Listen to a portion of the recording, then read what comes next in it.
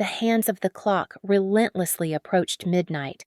Tanya once again walked to the window, drew back the curtain, and peered into the darkness of the yard. Sergei wasn't there. The phone was silent again, and she knew calling was useless. He wouldn't answer, either turned off or lying somewhere near his unconscious body.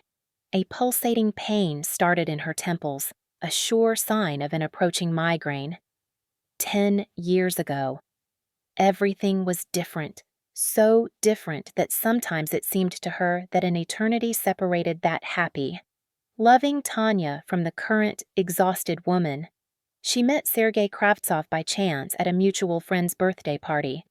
Tall, with expressive gray eyes and an open smile, he stood out among the guests not only by his appearance but also by his demeanor. There was an air of confidence about him, a man who knew exactly what he wanted from life. "Won't you join me?" he asked, offering a glass of champagne. "Sergei, Tanya," she smiled, accepting the glass. "Are you the birthday girl's friend? More like a colleague. We work at the same factory but in different departments. I'm an engineer in the processing shop, and you're a classmate," Tanya replied. "I work at the city library. A librarian." His voice held genuine admiration. "So you love books. That's rare these days." That evening, they talked for several hours, discovering a shared love for classic literature and travel. Sergei spoke about his work, industry prospects, and future plans. He spoke enthusiastically, his eyes glowing, and that was captivating. The next day, he called and invited her to the theater. A week later, they walked along the embankment until dark. A month later, Tanya couldn't imagine her life without him. Sergei courted her beautifully, not with ordinary bouquets and chocolates, but with thoughtful, memorable dates, a picnic on the roof of an abandoned water tower, where he somehow obtained a key, a night tour of the factory where he worked, a trip at dawn out of the city to show her an unusual natural phenomenon. Fog over the river. "You're amazing," Tanya confessed after another date. "I just want you to be happy," he replied, kissing her fingers. He proposed marriage 6 months after they met, not in a completely traditional way. He invited her to the factory, led her to his office where blueprints lay on the table. "I want to show you my new project," he said seriously. Tanya leaned over the papers, but instead of technical drawings, she saw a house plan a cozy 2-story house with an attic and a terrace. "What is this?" she asked, bewildered. "Our future home," Sergei simply replied and knelt down. A ring with a small but very beautiful diamond sparkled in his hand. "If you agree to be my wife." They had a modest but warm wedding in the fall, with only their closest friends and relatives. Sergei insisted that the ceremony take place in an old mansion in the city center, which cost a considerable sum to rent. "Don't worry about the expenses," he said.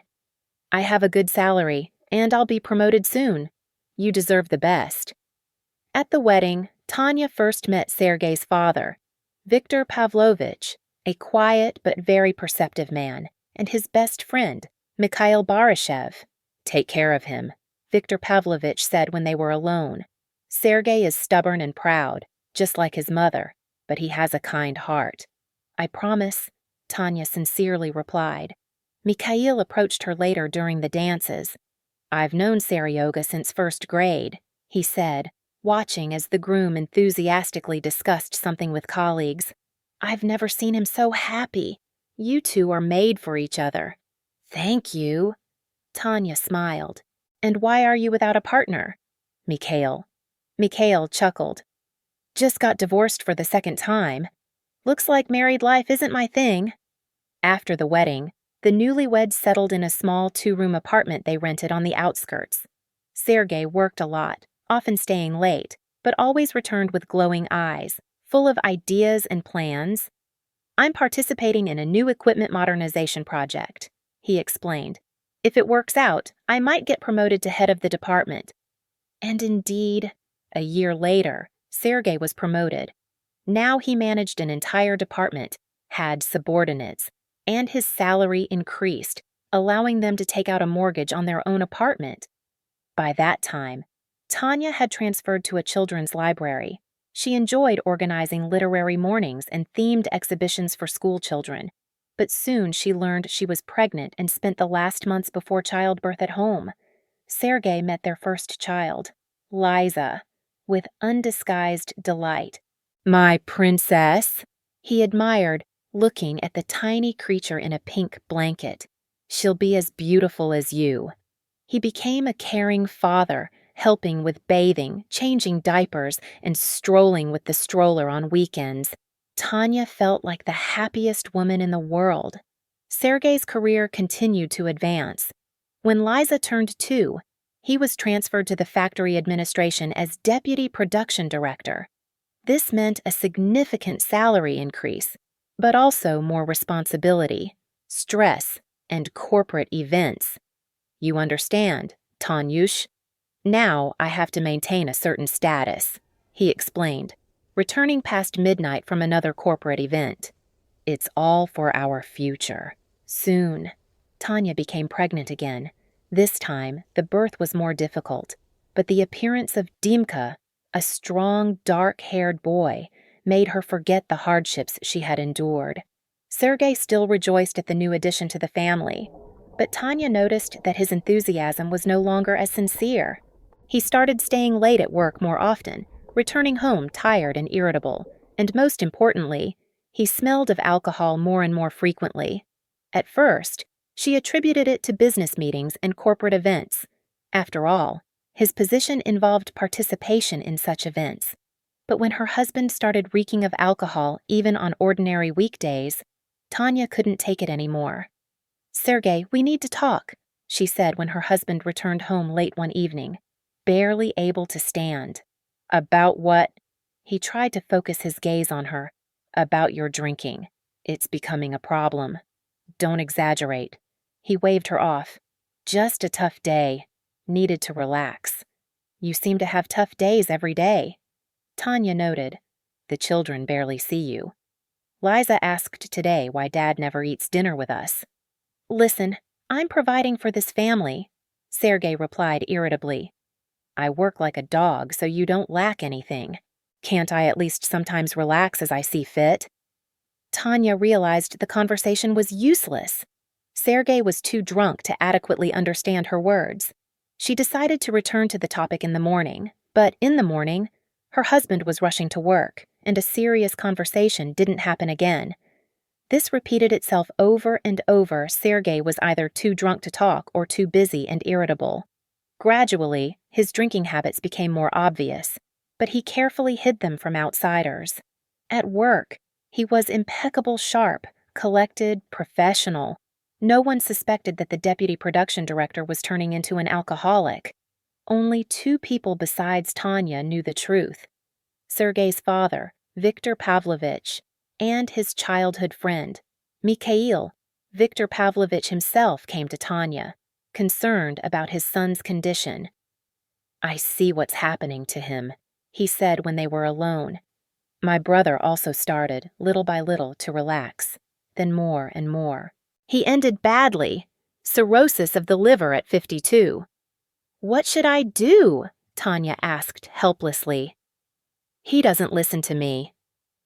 "I'll talk to him," Viktor Pavlovich promised. "Maybe he'll listen to his father." But the conversation with his father only enraged Sergei. "You conspired," he shouted, returning home after meeting his father. "You decided I'm an alcoholic. Yes, everything's fine at work. I'm valued, respected, and you're interrogating me and trying to control me." Mikhail also tried to talk to his friend. Their friendship had lasted over 30 years, and Mikhail was the only one who could speak to Sergei directly, without beating around the bush. "Seryoga, you're going downhill," he said during one of their rare alcohol-free meetings. "Tanya is worried. The children are growing up, and you're increasingly turning to the bottle." "Are you going to preach to me?" Sergei sneered. "With your track record of divorces, maybe you should sort out your own life first." Mikhail didn't take offense, just shook his head. It's precisely because I've lost a lot that I'm trying to warn you. You have what I can only dream of: a loving wife. Wonderful children. Don't squander it. My friend. Tanya continued to fight her husband's destructive habit as best she could. She tried to create a cozy atmosphere, cooked his favorite dishes, and tried to involve him in family matters and childcare. Sometimes it worked for a day or two. Sergei would become his old self, attentive and loving. But then everything returned to square one. She deliberately didn't air their dirty laundry, didn't complain to friends, didn't go to psychologists or support groups for relatives of alcoholics. She understood too well that rumors about the deputy director's alcohol problems could cost Sergei his career, and his career meant too much to him. I'll handle it myself, she told herself, looking at her sleeping husband, who had once again passed out in his clothes. We'll handle it.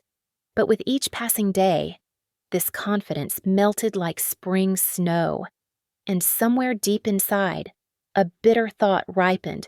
Perhaps she had lost this battle even before it began. Looking at the clock again, Tanya sighed and walked away from the window. 12:30 at night. The children had long been asleep, and she still had several hours of anxious wakefulness ahead of her, or another attempt to fall asleep, knowing that any noise in the stairwell would make her jump up, hoping it was Sergei returning, and not one of the neighbors. She went into the children's room, straightened the blanket on Dimka, who, as always, had kicked it off in his sleep, and stroked Liza's sleeping hair.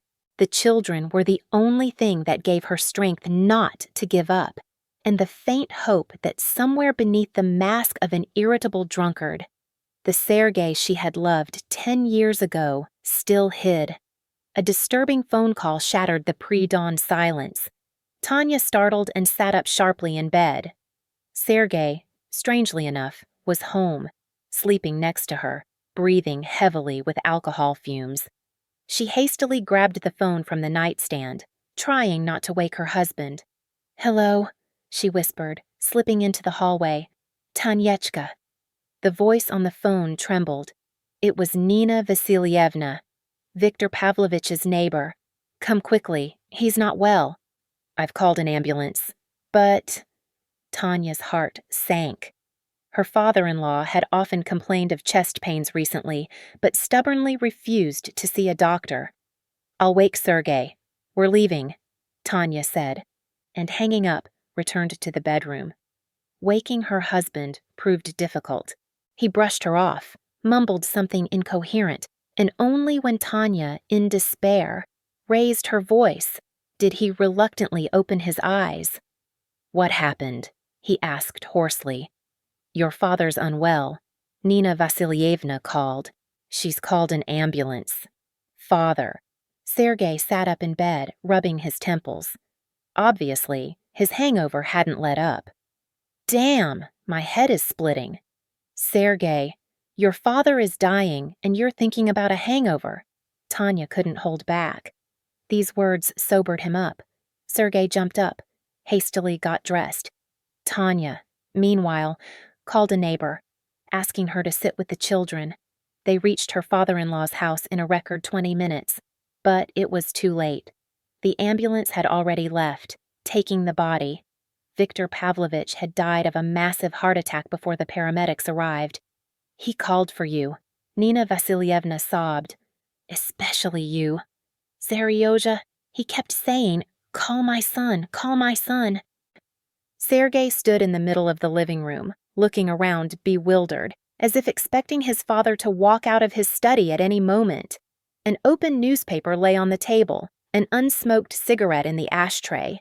It seemed the owner of the apartment had just stepped out for a bit and would return any moment. "I didn't even say goodbye," Sergei said dully. "Yesterday, I didn't answer his call. I was busy. I was drunk." Tanya mentally corrected him, but remained silent. No time for reproaches. The funeral was quiet and modest, as Viktor Pavlovich had willed colleagues from the factory where he had worked his entire life, neighbors, a few relatives. Sergei seemed in a daze, mechanically accepting condolences. Hold on, friend. Mikhail hugged Sergei tightly at the wake. Viktor Pavlovich was a good man, a real one. I know. Sergei nodded. Only I didn't manage to become one. After the wake, the routine associated with the inheritance began. Viktor Pavlovich left his son a 3-room apartment in the city center and a decent sum of money in his account. Everything he had saved during his long working life. Tanya hoped that her father's death would sober Sergei up, force him to reevaluate his life. At first, it seemed that way. He barely drank, spent more time with the children, even talked about using the inheritance for a down payment on a country house. Can you imagine, Tanyush, he said, hugging his wife. Our own house with a garden where the children could play. I always dreamed of that. Tanya believed that the dark period in their lives had ended. But one evening, Sergei returned home unusually excited. Tanyush, look, he held out a glossy brochure. Beautiful, isn't it? The photograph showed a brand new executive class SUV. What is this? Tanya didn't understand. My new car, Sergei announced proudly, picking it up tomorrow from the dealership. Shoot, what car? We decided to use the money for a down payment on a house. I changed my mind. Sergei cut her off. A house is long, troublesome, but a car is status, freedom of movement. Besides, the director recently praised my work, hinted at a possible promotion to his deputy. A position like that needs a suitable car. But we discussed this, planned it. Tanya's husband's voice took on a steely edge. This is my father's money. I decide how to dispose of it. She wanted to remind him that his father would surely have preferred to invest the money in his grandchildren's future, not in a prestigious toy for his son. But she remained silent, seeing the sparkle in her husband's eyes. It was a familiar sparkle excitement mixed with stubbornness. Arguing was useless. The new car became a source of pride and constant expense for Sergei. Expensive accessories, special care, parking in a guarded garage. He started staying late at work even more, often returning tipsy. Ooh, celebrating the new acquisition with the guys, he explained when Tanya expressed dissatisfaction. Mikhail, seeing his friend's new car, just shook his head. Seryoga, are you sure this is a wise investment? That car guzzles gas like crazy, and maintenance will cost a pretty penny. Oh, come on, Mishka. Sergei waved him off. Don't be a bore. Don't I have the right to pamper myself just once in my life? Of course you do. Mikhail didn't argue. It's just what? It's just maybe you should have thought about your family, about the children's future. Are you going to lecture me about family values? Sergei snorted contemptuously. With your track record of divorces, maybe you should sort out your own life first. Mikhail's face hardened. Too, he said quietly. And that's why I know the price of family happiness. A price you don't seem to realize. Listen, don't spoil my mood. Sergei clapped his friend on the shoulder. Better let's go for a ride. I've installed a new audio system. You'll be amazed. Mikhail refused, citing other plans, and left. From that day on, their meetings became rarer and more strained. And in December, when the city was buried in snowfalls, the inevitable happened. Returning from another corporate event, quite drunk, Sergei lost control on a slippery road.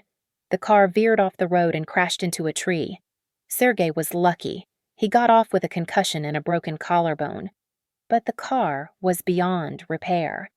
Metal can be replaced, Sergei philosophically remarked when Tanya picked him up from the hospital. The main thing is that I'm alive. She remained silent.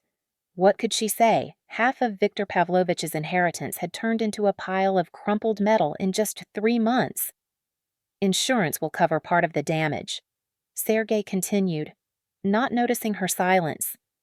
I'll buy something simpler. Or maybe we'll finally think about a house. Tanya looked at her husband in bewilderment. Did he really not understand? Or was he pretending? "Sergey, what house are you talking about?" She finally said. "You squandered half of your father's inheritance. We'll spend the other half on treatment and rehabilitation. What new purchases can you talk about? Don't be dramatic." He winced. "So what if the car's gone? At least I'm alive and healthy. That's the main thing." "Right." She didn't answer. Most of all, she was frightened not by the fact that her husband had crashed an expensive car, but by the fact that he completely failed to grasp the consequences of his actions, as if he lived in some parallel world where all his mistakes and blunders were automatically forgiven, and new opportunities appeared out of nowhere.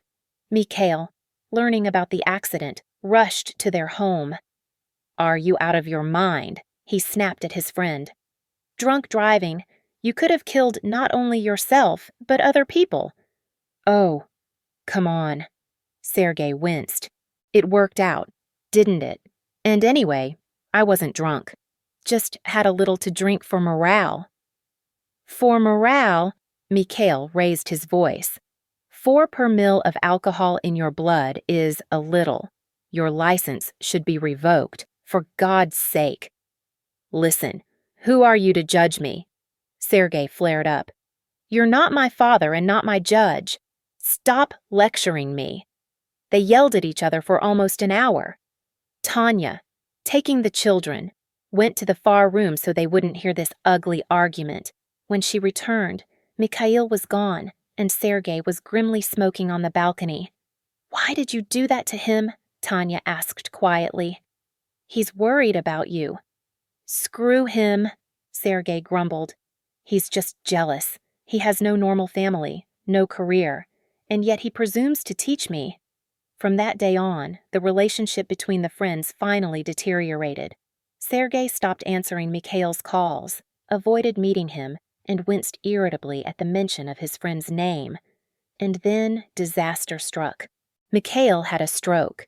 He lived alone in his bachelor apartment, and if not for a vigilant neighbor, concerned by the absence of familiar noises, it's unknown how it would have ended. Tanya learned about it by chance from a mutual acquaintance. "Sergey, Mikhail's in the hospital," she told her husband that evening. "Stroke." Sergey didn't even look up from the TV. "Too bad. You don't want to visit him." "Why?" He finally looked at her. "We said everything to each other?" "He's your best friend." Sergey, since childhood, Tanya snapped, was his best friend. Now he's just a person from the past. And anyway, what am I supposed to talk to him about? He's now... Well, you understand who... Tanya didn't understand. Who... Well, that... Sergey vaguely circled his finger at his temple. A vegetable. After a stroke, people rarely recover completely. Tanya looked at her husband with growing horror. Who was this person? Where had the Sergey she had fallen in love with gone? "I'll visit him," she said firmly. "With your permission or without it." Sergey shrugged. "As you wish. Just don't involve me in this." Mikhail looked bad. Half his face was frozen. His speech was indistinct. His right arm lay lifelessly on the blanket. But his eyes remained the same, intelligent, attentive. "Tanya," he managed to utter her name with difficulty. "You came." "Of course I did." She sat on the edge of the hospital bed. "How are you?" He tried to smile with the healthy half of his face. "Not dancing yet." "You'll recover," Tanya said confidently. "It takes time and good rehabilitation." "Yes." He paused. "Sergey didn't come." She looked away. "He's busy right now, a lot of work." "I understand." Mikhail closed his eyes. "No need to explain. I understand everything." After being discharged from the hospital, Mikhail was practically helpless. His right side was barely responsive.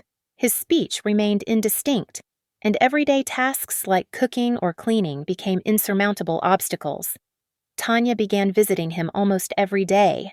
After work, she'd stop by with groceries, cook a few days' worth of meals, clean the apartment, and do his laundry. Sometimes she'd bring the children. Mikhail would come alive in their presence, trying to joke and performing magic tricks with his healthy hand. "You don't have to do this," he said once when Tanya was once again busy with chores. "You're already doing so much." "Stop," she waved him off. "It's no trouble for me." "And Sergei, what does he say?" Tanya hesitated before answering. Sergei, of course, was displeased with her frequent visits to Mikhail. He didn't outright forbid them, but he constantly teased her, hinting at the impropriety of such a friendship. "He doesn't say anything," she finally replied. "Everything's fine." Mikhail nodded understandingly. He saw and understood everything. "Take this." He offered her an envelope one day. "It's for your help." Tanya recoiled. "No, Misha, I can't. I'm not doing it for money." "I know," he interrupted, "but it will make me feel better. Please." The envelope contained several large banknotes. Tanya wanted to refuse, but looking at Mikhail's drawn face, she changed her mind. If it made him feel better, so be it. Besides, the family's financial situation left much to be desired. Sergei, despite a good salary, managed to squander most of his money on who knew what. Tanya suspected it was on drinking and entertaining colleagues, but preferred not to inquire. And then she found out she was pregnant again. A third child was not in their plans, or rather, in Sergei's plans. When Tanya broke the news, he reacted unexpectedly sharply. "Are you insane? We can barely feed two—" "But it's our child, Seryozha," Tanya said, bewildered. "What child? It's an embryo. Go get an abortion before it's too late." "No," Tanya answered firmly. "I won't do that." "Then give birth and raise it yourself," Sergei snapped. "I'm not participating in this." She couldn't believe her ears. Where was the man who had enthusiastically greeted Liza's birth, who had been proud of Dima's arrival? What had happened to him? The pregnancy was difficult. Tanya quit her job. Doctors insisted on bed rest. Money was desperately short. Sergei, true to his word, demonstrably ignored her condition, and as if to spite her, he started drinking and spending even more. During these difficult months, Tanya found unexpected support in Mikhail. Despite his own infirmity, he managed to cheer her up, find the right words, and most importantly, continued to help financially, slipping money into envelopes which he discreetly left in her bag. "Misha, I can't," Tanya tried to protest. "This is too much." "You can and you must," he replied firmly. "The baby needs good nutrition, vitamins, and that's enough about that." When Kiryusha was born, a small but surprisingly robust boy with fluffy reddish hair, Sergei didn't even come to the maternity hospital. Tanya and the baby were picked up by her mother-in-law, a dry and displeased woman who clearly shared her son's opinion about the untimely arrival of this child. "Why a third one?" she grumbled, helping to pack things. "You can barely manage two." "Sergei's right, you shouldn't have—" "Don't!" Tanya interrupted her. "This is my son, our son, and I don't regret anything." At home, she was met by a drunk Sergei and the mess that had accumulated during her absence. The children looked unkempt. Her mother-in-law clearly hadn't bothered to care for her grandchildren. "So, you've arrived?" Sergei slurred, looking at his wife and the baby sleeping in the carrier. "Well, congratulations. You've graced the world with another mouth." "This is your son, Sergei," Tanya replied tiredly. "At least look at him." "Later," he waved her off. "Football's interesting right now." With Kiryusha's arrival, life became an endless race. Tanya scurried like a squirrel in a wheel, trying to give attention to all three children, keep the house in order, and not go crazy from lack of sleep and exhaustion. Sergei distanced himself from the family more and more. He was almost never home. And if he did appear, He was drunk and irritable. He started pressuring his wife for any reason, constantly emphasizing his importance as the family's breadwinner. "You'd starve without me." He loved to repeat, "So be good and don't annoy me with your complaints." Tanya had long stopped arguing. She saved her strength for the children, for the house, for that small world that was still hers. Sometimes she caught herself thinking she hated her husband and then immediately pushed the thought away. How could she hate the man she had once loved so deeply? And then came the news of Mikhail's second stroke. This time, it was much more serious. He fell into a coma. Doctors gave no prognosis. Tanya came to the hospital every day, sat by her friend's bedside, held his hand, talked about insignificant things, the weather, the children, the books she had read, believing that he heard her. But a miracle did not happen. A week later, Mikhail died without regaining consciousness. Tanya cried as she hadn't cried even at her father-in-law's funeral. She had lost not just a friend, she had lost the person who, in recent years, had been her only support, the only one who saw and valued her. Sergei didn't go to the funeral, excusing himself with urgent work. But when Tanya returned home, he met her with undisguised curiosity. "So, what about the inheritance? Did Mishka leave anything?" What Tanya didn't understand. "The inheritance I'm talking about, he has an apartment, a car. I think, did he bequeath anything?" Tanya looked at her husband, unable to believe what she was hearing.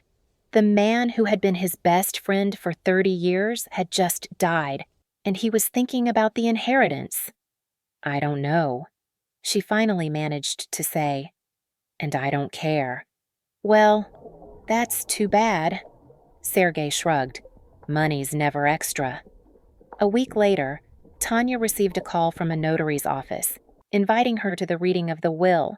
She was so shocked that she didn't even try to hide it from her husband. "See," Sergei brightened, "I told you let's go together. After all, he was my childhood friend." "He was," Tanya echoed, "until you turned away from him?" But she didn't object. Let him go if he wanted to. At the notary's office, they were met by a lean, middle-aged man with attentive eyes behind spectacles. "Barishev Mikhail Stepanovich left a will," he announced after the formalities. "According to his will, all property, including the apartment, car, and funds in his accounts, passes to—" Sergei leaned forward, his eyes greedily gleaming. "To Kravtsova Tatyana Viktorovna," the notary finished. A pause hung in the air. Tanya froze, unable to comprehend what she had heard. Sergei turned crimson. "What kind of nonsense is this?" he blurted out. "What Tatyana? Why, her, I was his best friend." "The will specifies Ms. Kravtsova," the notary calmly replied, handing Tanya the documents. "Please review and sign here." They drove home in deathly silence. Tanya still couldn't believe what had happened. Mikhail had left her everything: an apartment in a good neighborhood, an almost new car that he had barely broken in before his illness, and a sum in his account whose size she hadn't even suspected. Why, these questions swirled in her head, and only much later did she understand the answer, because he saw the trap she was in and wanted to give her a chance at freedom. Sergei snapped as soon as they crossed the threshold of the apartment. "Whore!" he screamed, spitting saliva. "Slut! Now it's all clear why you were dragging yourself to him? What did you try hard enough to screw your way into a fortune?" Tanya recoiled, hand pressed to her mouth. She had never seen such rage in her husband before. "Sergei, have you gone mad? Mikhail was our friend. He—" "Shut up." He grabbed a bucket of dirty water that was standing in the hallway after cleaning and splashed its contents on his wife. "That's what I think of you and your friend." Tanya stood paralyzed by shock and humiliation. Dirty water streamed down her face, hair, and clothes. Tears welled in her eyes, but she didn't let them fall. Not now. Not in front of him. "Get out," she said quietly. "Get out of my life." "What?" Sergei started laughing. "Are you talking to me? Me? The breadwinner of this family? Without me? You're nothing. You understand nothing." Water from her hair streamed down her shoulders, dripping onto the floor, forming dark spots on the parquet. Tanya looked at the closed door behind her husband, feeling a strange numbness throughout her body, as if something inside her had finally broken, burned out completely and irrevocably. How long did she stand there? A minute? 5? 10? Tanya didn't know. Liza's quiet voice pulled her out of her stupor. "Mom, what happened? Why are you wet?" The girl stood in the doorway, looking at her mother with fright. Behind her, Dima peeked out, clutching a plush bear tightly. "Everything's fine, sweethearts." Tanya forced a smile, trying to speak calmly. "Mom just got a little dirty. I'll change now and we'll have dinner." "Dad was yelling," Dima said softly. "He's angry." "Dad's tired," Tanya answered automatically, repeating the habitual lie that had fed her children for years. "He has a lot of work. That's why he sometimes gets irritated. It's nothing." She forced herself to move, went into the bathroom, threw off her dirty clothes, and stood under the shower. Hot streams ran over her body, washing away the physical dirt, but they couldn't wash away the inner feeling of brokenness and emptiness. What next? This question pulsed in her head. Continue pretending everything was fine. Pretend she hadn't heard those monstrous accusations, hadn't felt that humiliation, or finally admit that her marriage had long turned into a prison from which she needed to escape at all costs, leaving the shower. Tanya checked on the children. They were playing in their room, trying to be quiet, as always on days when their father was in a bad mood. Kiryusha slept peacefully in his crib, as if there were no problems or misfortunes in the world. Tanya prepared dinner, fed the older children, and put them to bed. Everything as usual. Everything according to the ritual that helped maintain at least the appearance of a normal life. Only inside her, something had finally broken, and she knew that her life would never be the same. Sergei returned after midnight, so drunk he could barely stand. Tanya, still awake, froze in her room, listening to his steps, to the sound of falling objects, to his indistinct mumbling. "Tanya!" he shouted, stumbling into the bedroom. "Where are you? I was thinking about that money." She remained silent, looking at him with detached interest, as if at a stranger who had accidentally wandered into her house. "Anyway, I've thought it all over," Sergei continued, not noticing her gaze. We must use this money wisely. First, I need a new executive class car, then renovations. This dump needs an update badly. And a vacation, of course. I've earned a good rest, working so hard." Tanya listened to this drunken monologue, and an icy calm grew inside her. The man standing before her no longer had power over her feelings. He couldn't hurt her, couldn't scare her. He was simply pathetic. "You won't get a penny," she said quietly but firmly when he finally fell silent, catching his breath. "What?" Sergei swayed, trying to focus his gaze on her. "I said, you won't get a penny from Mikhail's inheritance?" Tanya repeated, enunciating each word clearly. "Not for a car, not for renovations, not for a vacation, not for anything. You. He choked with indignation, his face turning red. "This money is ours. It's joint. You're my wife. According to the will, all of Mikhail's property passes directly to me." Tanya replied calmly, "Not to us, but to me. And I decide how to dispose of it." "You," Sergei hissed, taking a step towards her. "I'll teach you respect." He raised his hand to strike, but Tanya didn't flinch, didn't cover her face with her hands as she had before. She simply looked at him with a cold, appraising gaze. "Just try it," she said. "And tomorrow, I'll go to the police with a report of domestic violence. With bruises and the children's testimonies, what do you think will happen to your career when the director finds out his deputy beats his wife?" Sergei's hand froze in mid-air. Fear flickered in his eyes. For the first time in their entire marriage, You wouldn't dare," he said uncertainly. "I would." Tanya nodded. "Now I would. I have a home, means of subsistence, and an iron resolve to get rid of you. So don't even think about laying a hand on me." Sergei stared at her as if seeing her for the first time, then mumbled something incoherent and left the room, bumping his shoulder on the door frame. Only when his footsteps died away did Tanya allow herself to exhale. Her knees buckled, and she sank onto the bed, feeling a strange tremor pass through her body. Fear and relief mingled in a strange cocktail. She had done it, finally stood up to him. And this was just the beginning. The morning greeted Tanya with a knock at the door. Her mother-in-law, Tamara Vladimirovna, stood on the threshold, trim, with a perfect hairstyle and a displeased expression. "Good morning, Tatiana," she greeted dryly, walking into the apartment without an invitation. "Is Sergei home?" "Good morning." Tanya automatically smoothed her hair, feeling disheveled next to her impeccable mother-in-law. "Sergei left early. I don't know where." "I see." Tamara Vladimirovna critically surveyed the hallway. "I've come to you on business. Sergei told me about your unexpected inheritance." Of course he did, Tanya thought.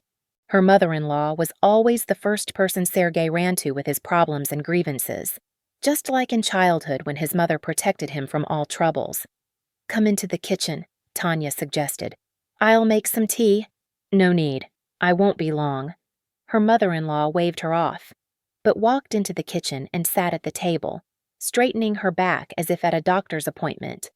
"I wanted to talk about the rational use of the funds that have fallen to you." Tanya silently took out cups and put on the kettle. She already guessed where the conversation was going. "I've jotted down a small list." Tamara Vladimirovna pulled out a neatly folded sheet of paper from her handbag. "Here are the main priorities on which the money should be spent. Sergei needs a car. That's one. Your apartment needs renovations. That's two. Private school for Elizaveta. That's three." Tanya watched as the sheet, covered in her mother-in-law's small, neat handwriting, unfolded. The list went on and on. New furniture, appliances, a vacation by the sea. Sergei needs a rest. He works so hard. A membership to an elite sports club. Sergei needs to stay in shape. A new suit for Sergei. Presentability is important in his position. Upon reaching item 35 English language courses for Sergei, Tanya gently interrupted her mother-in-law. "Tamara Vladimirovna, this is all very thoughtful, of course, but you're missing one important point." "And what might that be?" Her mother-in-law raised her eyebrows. "This isn't Sergei's and my inheritance. It's my inheritance, and I will dispose of it as I see fit." Tamara Vladimirovna's face hardened. "What do you mean?" "Yours. You're a family. You have a common budget." "Sergei and I never had a common budget," Tanya replied calmly. "He always emphasized that he earned the money and he decided how to spend it. Now I have my own funds, and I will dispose of them myself." "But this is wrong," her mother-in-law protested. "Sergei is the head of the family. He should make financial decisions. Sergei is an alcoholic who squandered his father's inheritance in 3 months, almost killed himself drunk driving, and humiliates his wife." Tanya herself was surprised by the calmness of her voice. "And I will no longer allow him or you to decide how I should live my life or the lives of my children." "How dare you!" Tamara Vladimirovna jumped up, her face pale with anger. Sergei provides for this family. He gives you and the children a roof over your heads. And you, ungrateful woman, still dare to criticize him. Yes, I dare. Tanya also stood up, looking her mother-in-law directly in the eyes. And I'm no longer afraid to do it, because now I have a choice. I have my own roof over my head, that apartment Mikhail left me. I have the means to support my children, and I don't have to tolerate your son's drunken antics just because he's the breadwinner. You. Her mother-in-law gasped with indignation. You just want to take everything from him, steal his money. No, Tamara Vladimirovna. Tanya shook her head. I just want a quiet, normal life for myself and my children without fear, without humiliation, without constant anxiety about what state my husband will return home in. And now, thanks to Mikhail, I have that opportunity. So that's what this is about. Her mother-in-law smiled triumphantly. This Mikhail, your lover? Sergei was right. Tanya sighed. She had expected this accusation. Mikhail was a friend of our family. She replied calmly. He saw your son turn into an alcoholic. He saw how I tried to save our marriage, our family. He saw Sergei turn away from him when he fell ill. And yes, he helped me financially and morally, but not because he was my lover, but because he was a true friend, someone who cares about others, not just himself. What a touching story. Tamara Vladimirovna snorted. Too bad I don't believe it. And Sergei won't believe it either. He knows you were having an affair with his friend behind his back. I'm not going to prove anything, Tanya said tiredly. Not to you. Not to Sergei. I don't care what you think. The only thing that matters is the future of my children, and I will do everything to make it happy and safe. You'll regret this. Her mother-in-law folded her list and put it back in her handbag with a sharp movement. Sergei won't let you leave with his children and his money. These are my children, Tanya said firmly, and my money, and neither of you can do anything about it. When the door closed behind her mother-in-law, Tanya leaned against the wall and closed her eyes. Her heart was beating fast. Her mouth was dry. Only now did she realize that for the first time in 10 years of marriage, she had dared to stand up to Tamara Vladimirovna, the woman who had always looked down on her, considered her not good enough for her son, and criticized her every move. This feeling was intoxicating freedom, the ability to say what she thought without fear of consequences, not to bend, not to apologize for her existence. Thank you, Misha, she whispered mentally. Now I understand what you wanted to give me. In the evening, a storm erupted. Sergei burst into the apartment, slamming the door so hard the windows rattled.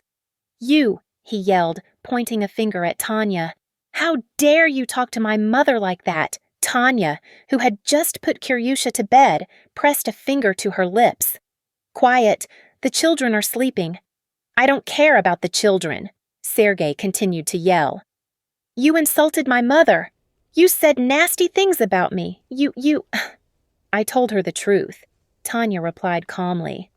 About you, about your drunkenness, about your attitude towards the family, and about the fact that I will no longer allow either you or her to decide how I live my life. Who do you think you are? Sergei came closer, his face contorted with rage. Mishka's whore. You think you got his money and became independent, I'll teach you. Me what? Tanya looked at him steadily, not backing down. Hit me, insult me, humiliate me. You've already done all that. Seryoja. And you know what, I'm no longer afraid of you or your mom. Sergei raised his hand to strike, but something in her gaze stopped him, perhaps determination, perhaps contempt, or perhaps he remembered yesterday's conversation and the threat of going to the police. You'll regret this, he hissed, lowering his hand. I'll sue you for custody of the children. Prove you're a bad mother, that you cheated on your husband with his friend. We'll see what the court says. Please? Tanya shrugged. Sue, gather evidence. Just keep in mind, I'll have something to present too. Testimonies from your own colleagues about your drunkenness. Medical certificates of the injuries you inflicted on me. Photographs of bruises. And, of course, our children's testimonies about how Dad comes home drunk, yells at Mom, doesn't help with household chores. You're lying, Sergei gasped, but fear flickered in his eyes. You have nothing. Do you think so? Tanya opened a desk drawer and pulled out a thick folder.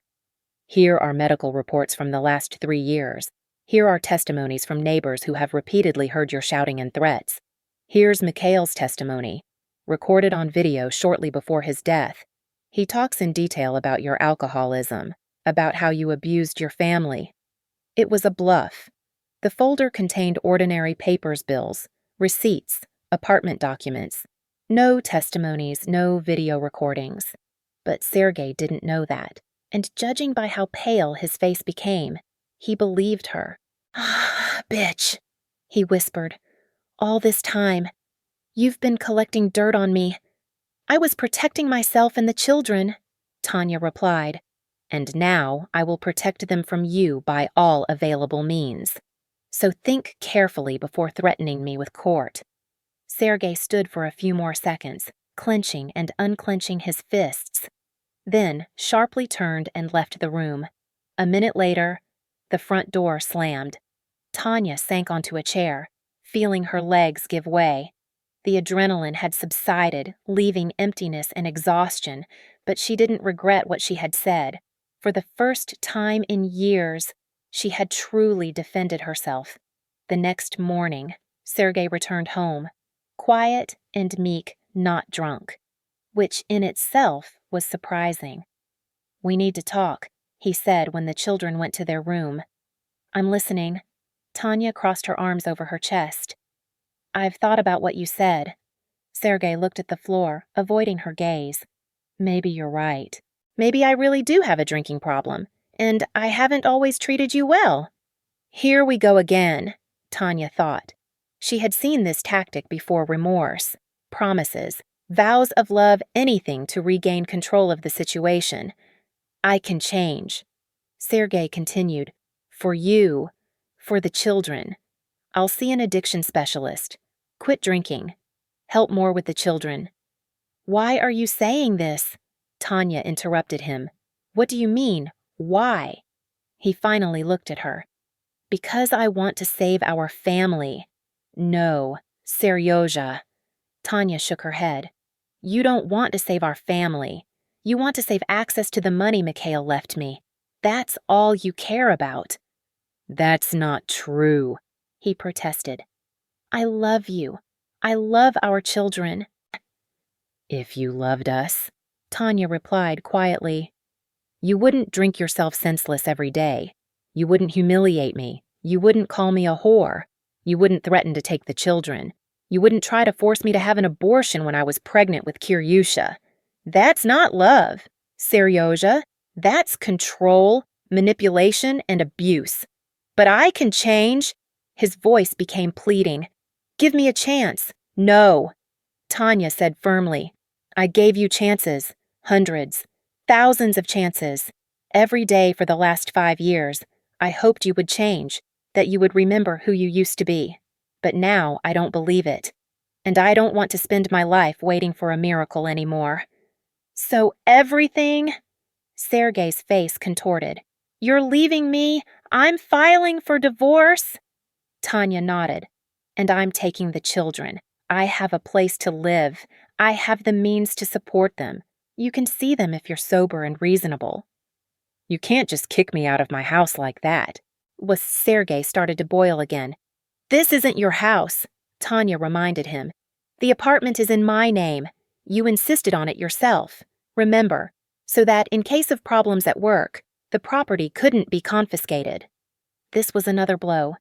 Sergei remembered how he himself had insisted that the mortgage and all documents be put in his wife's name, overcautious, afraid of possible checks and sanctions, and now it had backfired on him. You thought of everything. Yes, he said bitterly. You took my friend, now you're taking my children and my house." "I didn't take anything," Tanya replied tiredly. "You lost everything yourself, Seryoja. You destroyed with your own hands what could have been a happy family." He looked at her silently, and in his eyes was a mixture of rage, resentment, and perhaps realization, the fear of a man who suddenly realized he was losing everything he had and couldn't stop it. "I won't give you the children," he snarled through clenched teeth. "Never." "That's not for you to decide," Tanya replied calmly. "The court will decide that. And now, if you don't mind, I need to pack. The children and I are moving today." "What right today?" Sergei was taken aback. "Yes. I've already arranged with the movers. They'll be here in an hour, and with a child psychologist who will help the children cope with the move. Everything's organized." Sergei looked at her as if seeing her for the first time. This confident, determined woman had nothing in common with the downtrodden. Tired Tanya he was used to seeing beside him. Or perhaps she had always been so strong, intelligent, capable of making decisions. But he simply hadn't noticed, consumed by his own ego. "You can't do this to me," he whispered. "I'm not doing this to you. But for the children," Tanya replied. "And for myself, because we deserve better." 2 hours later, their belongings were packed. Liza and Dima helped put away toys, trying to understand what was happening. Tanya explained that they were moving to a new, beautiful house where everyone would have their own room and a playground in the yard. "What about Dad?" Dima asked. "Will he move too?" "No, sweetie." Tanya knelt in front of her son, looking into his eyes. "Dad will stay here, but you'll see him whenever you want." "Why are we leaving Dad?" Liza, as the older one, asked more complex questions. "Because sometimes adults need to live separately so they don't argue," Tanya answered honestly. "It will be better for everyone that way." "Dad often yells," Liza said thoughtfully. "And he smells bad." "Yes, honey," Tanya hugged her daughter. "Sometimes adults do wrong things, but that doesn't mean Dad doesn't love you. He just has problems he needs to deal with himself." Sergei watched the packing from the doorway, a strange expression on his face, a mixture of anger, bewilderment, and perhaps the realization that he was indeed losing his family and that he alone was to blame. The new house greeted them with silence and a faint smell of dust. Tanya opened the windows, letting in the fresh spring air. Sunbeams broke through the branches of an old oak tree, casting whimsical shadows on the floor. "Mom, will this really be our house?" Liza stood in the middle of the spacious living room, looking around bewildered. "Yes, honey, now we'll live here." Tanya remembered this apartment spacious, with high ceilings and large windows. She had been there when she visited Mikhail during his illness, but then the apartment had seemed gloomy, filled with pain and loneliness. Now, however, it looked different, bright, full of possibilities. Movers brought in boxes, arranged furniture. Tanya gave instructions on where to put things, simultaneously unpacking the most essential items. Dima and Liza explored their new home, opening doors, looking into closets, choosing their rooms. "Mom, look at this balcony," Dima excitedly shouted, peeking out from the far room. "You can see the whole park from here. And my room has a built-in closet. Liza didn't lag behind. And shelves for books. Kiryusha," settled in his portable crib, watched the proceedings with a surprised look on his chubby face. For him, the move seemed to be nothing more than a new, interesting game. By evening, most of their belongings were unpacked, the children's beds assembled, and the kitchen brought to relative order. Tanya ordered pizza, a celebratory dinner for the housewarming.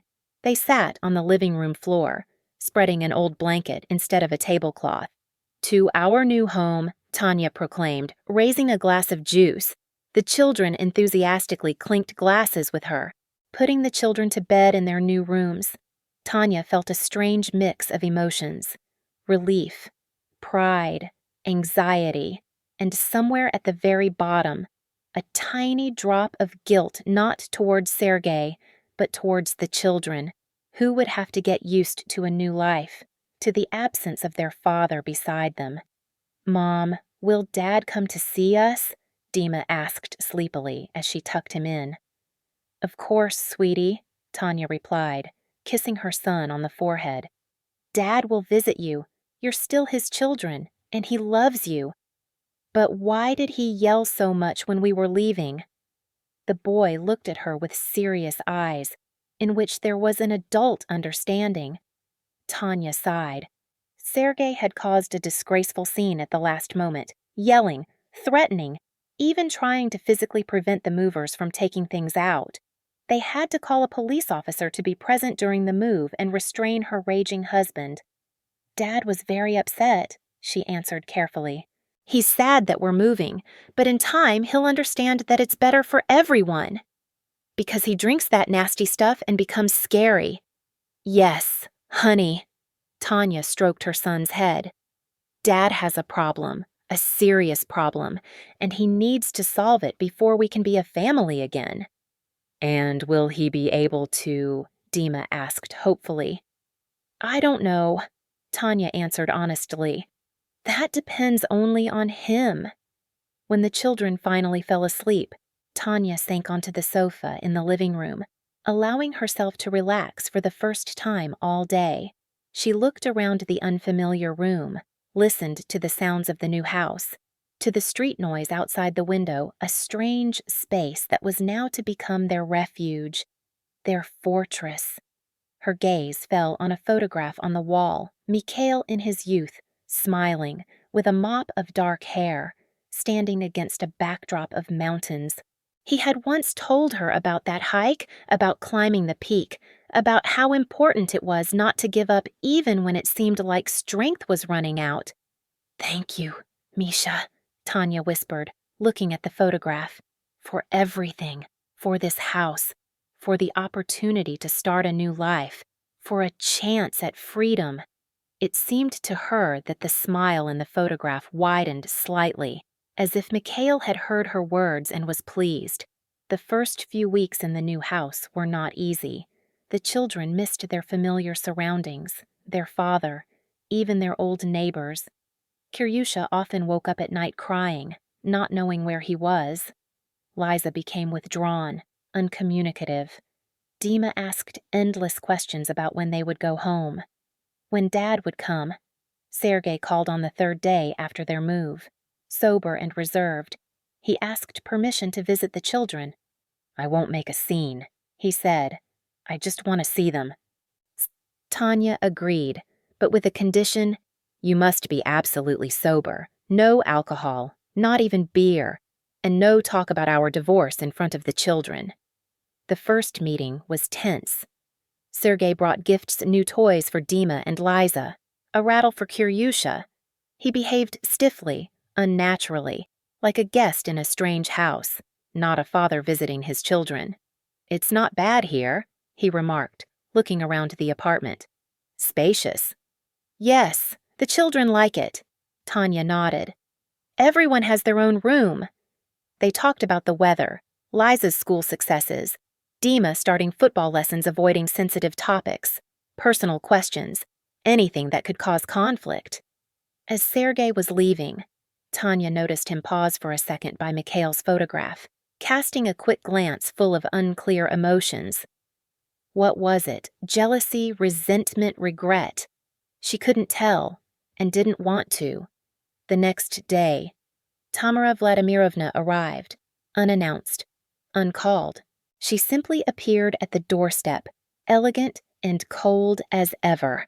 "I want to see my grandchildren," she declared instead of a greeting.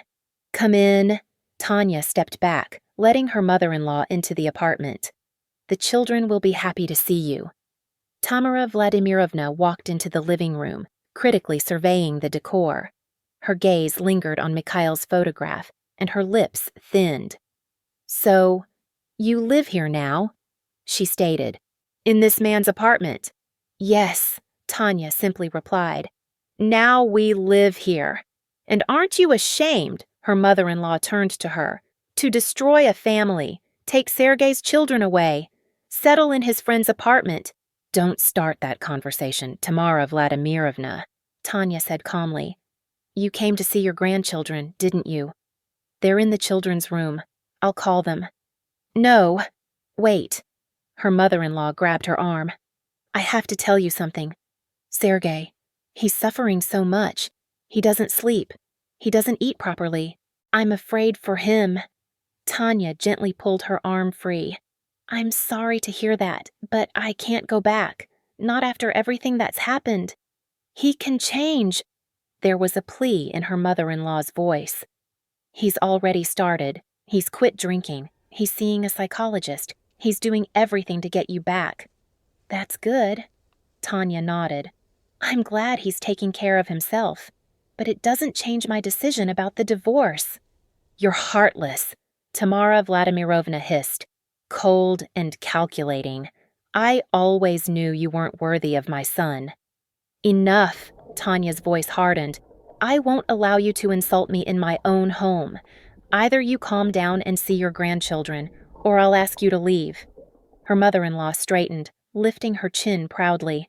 Fine, I will behave myself, for the children's sake.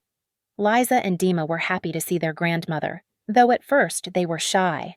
She had brought them homemade cookies and new books, asked about school and new friends, and was unusually affectionate, even with Kiryusha, with unexpected tenderness. When the children went to play, Tamara Vladimirovna turned to Tanya again. They miss their father, I see.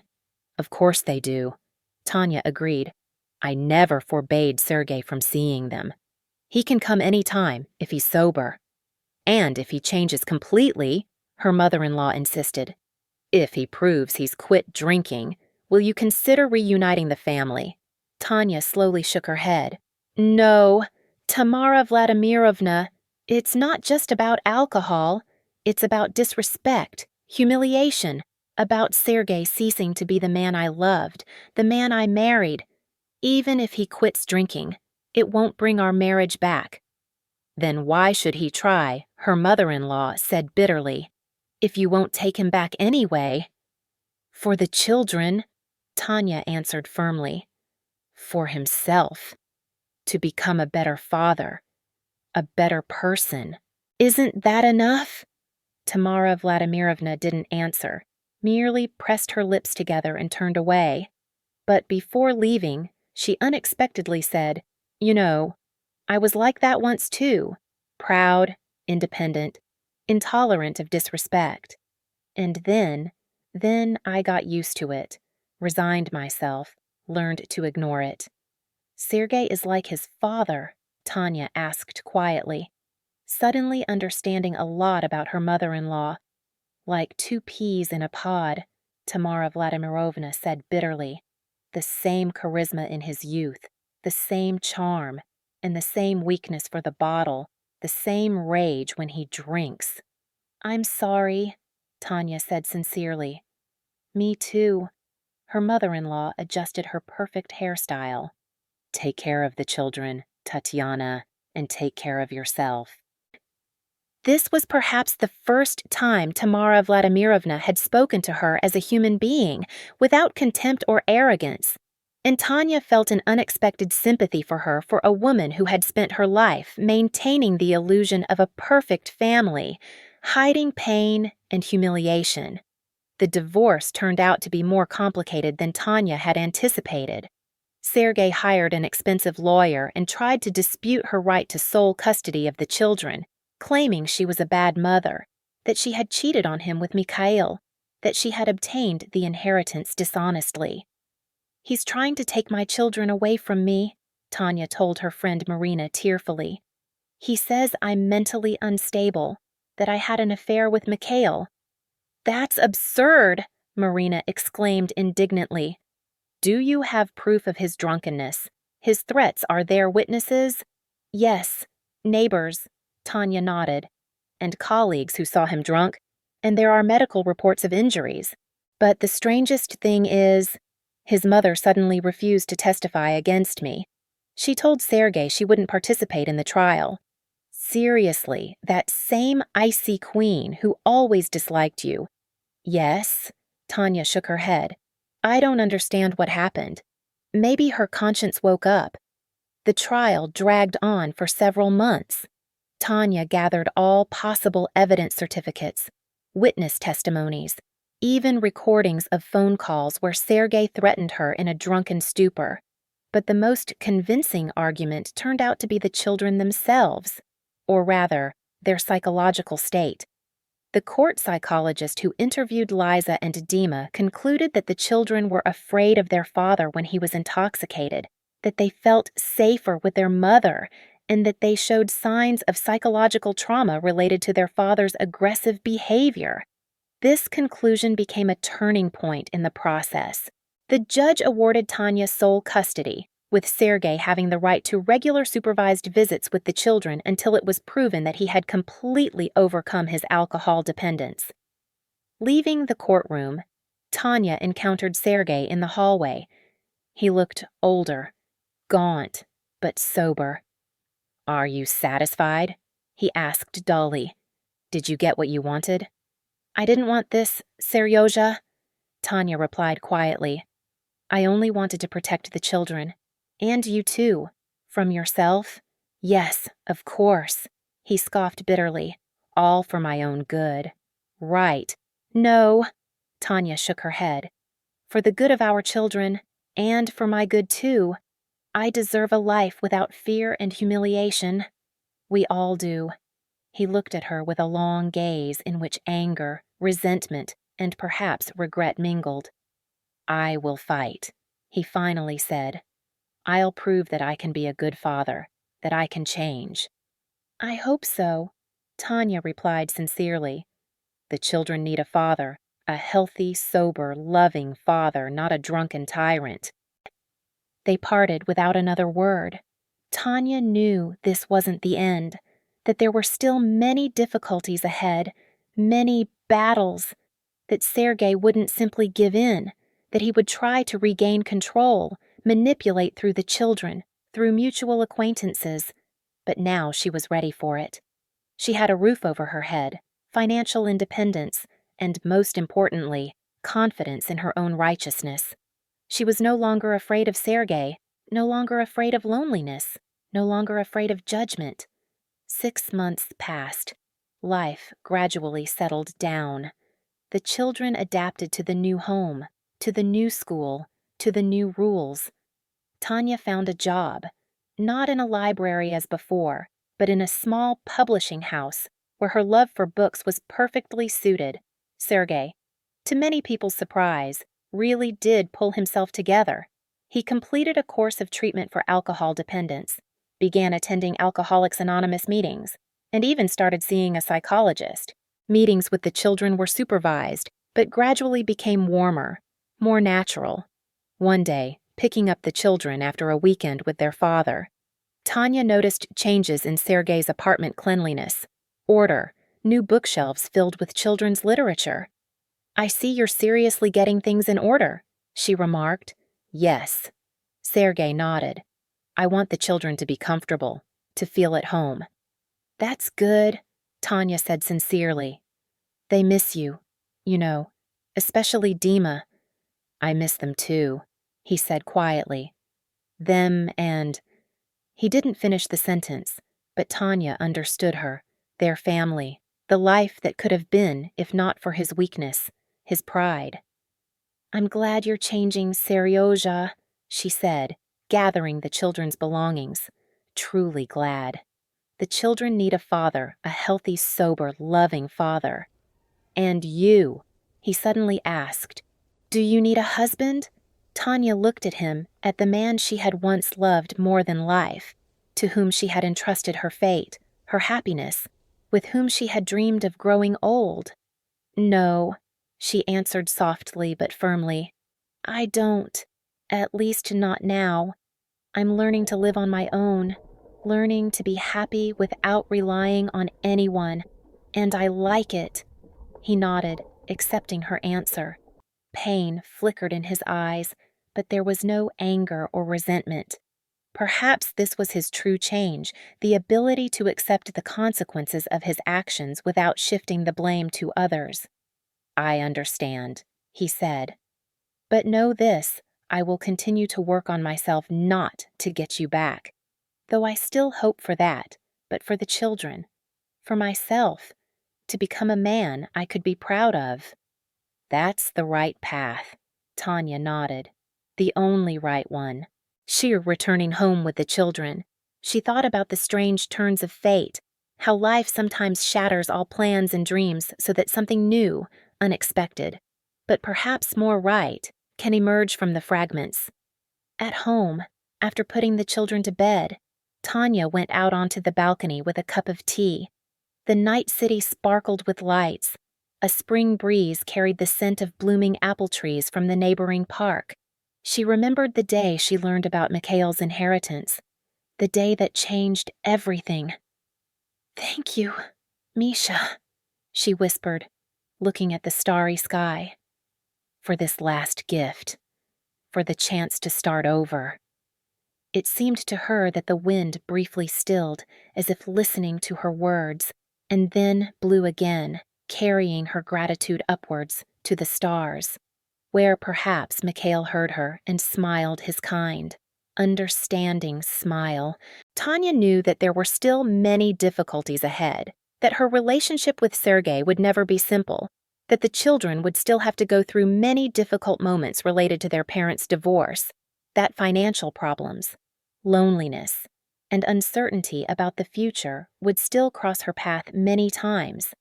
But now she was ready to face these challenges with her head held high, because she had found the most important thing: the freedom to choose, the freedom to live as she saw fit, the freedom to be herself without fear or shame.